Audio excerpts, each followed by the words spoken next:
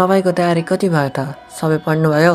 साँचो कुरा के हो भने सबैको तयारी पुरा हुँदैन, तर अहिलेको मुख्य कुरा हो अब गल्ती नगर्नु।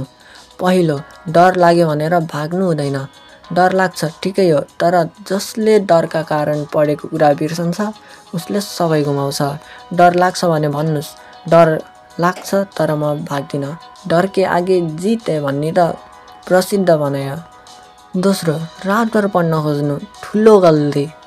थाकेको दिमागले के सम्झन्छ र? रातभर जागराम बस्नुभन्दा 6 घण्टा राम्ररी सुत्नुस्, भोलिपल्टको 3 घण्टा लेखा अझै राम्रो हुन्छ।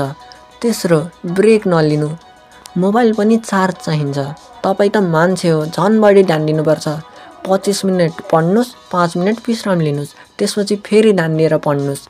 चौथो, साथीहरूसँग तुलना गर्नु हुँदैन। तपाईको साथीले धेरै पढिसक्यो होला, त्यसले 5 पल्ट रिभिजन गरिसक्यो होला, तर तपाईको यात्रा फरक छ। तपाईँ पनि सक्नुहुन्छ, आफ्नो गतिमा अगाडि बढ्नुस्। पाँचौं, हार मान्ने सोच नराख्नुस्। कहिलेकाहीँ लाग्छ मसँग हुँदैन होला, तर एकपल्ट आफैसँग सोध्नुस्, अहिले पनि नलडे भने सधैँ पछुतो लाग्छ। तपाईँ अझै प्रयास गरिरहनु भएको छ भने तपाईँ सक्नुहुन्छ। एसएलसी पास हुनु मार्क्स मात्र होइन, यो तपाईको मेहनत, हिम्मत र धैर्यको परीक्षा हो र तपाईँ तयार हुनुहुन्छ। All the best.